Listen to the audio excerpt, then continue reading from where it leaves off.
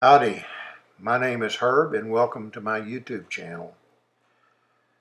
What I'm going to show you here today is some photographs of two oak toolboxes that I built between 1999 and 2004. The first box shown here is made out of quarter sawn white oak, and it has two upper sections and two lower drawers plus the lid, and has a unique locking mechanism. You won't see the normal front panel that goes on toolboxes like Gerstner's and Union toolboxes. This box locks the drawers from the upper lid, and you'll see that later on here. So without further ado, I'll show you how this thing was built. Everything except the panels on this toolbox, like I said before, is made out of quarter sawn white oak. The panels are double-sided 1/8 inch cabinet grade oak plywood. Here you can see the interior construction of the lower part.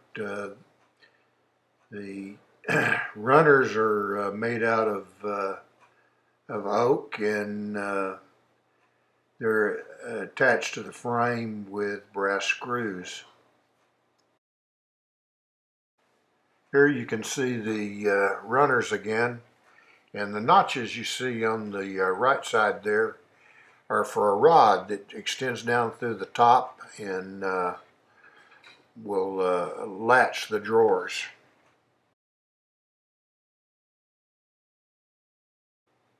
The top is made out of two 1/2 inch oak boards joined together and inset into the top frame so it can expand.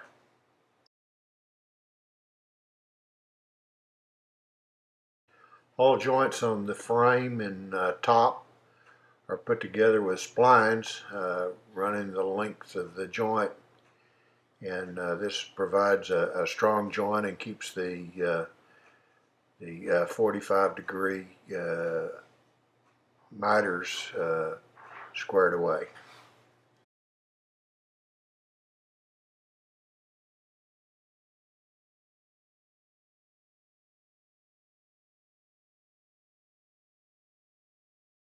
So this is what the finished product looks like. It has three lower drawers, wide drawers, and then the upper sections has four narrower drawers, and they're not quite as deep. And also the lid opens up, and there's a cavity inside that's about 2.5 inches deep.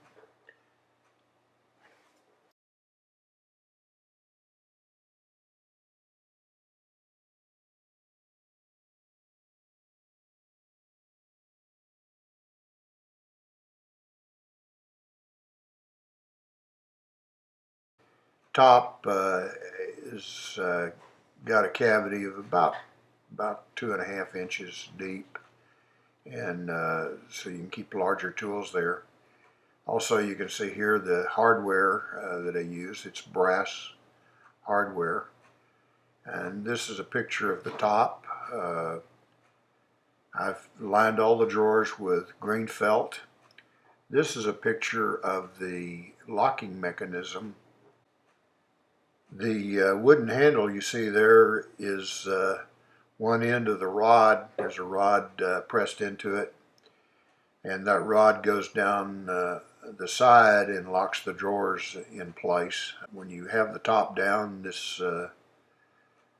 mechanism keeps the drawers from falling out. There's one of these on each side, and it locks the drawers when you don't want prying eyes in it, or when you're moving the box. It keeps the drawers from falling out. So that wraps up the box that I built for myself. It's been giving me good service. I've used it quite extensively over the years, and right now I keep my gunsmithing tools in this box, and it stays pretty full, but it's really been a pleasure to build, and something I always wanted to do. This is the second box that I built for my son, and you'll notice that the upper section has 6 small drawers, and below there's 3 larger wide drawers. Again, it's the same construction as the other one, not too much difference. It's a little bit more difficult to get the upper drawers aligned properly with the 2 dividers that come down that support the runners. Here you can see the interior construction, same as before, except it has 1 extra center divider. And here you see the panels that I used in the top and back. Come to think of it, I actually veneered the panels on where they showed with oak veneer, and some of the interior